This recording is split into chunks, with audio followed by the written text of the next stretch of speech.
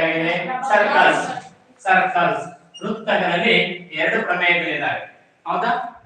theorems in theorems in circles, two theorems are there. What is the first theorem?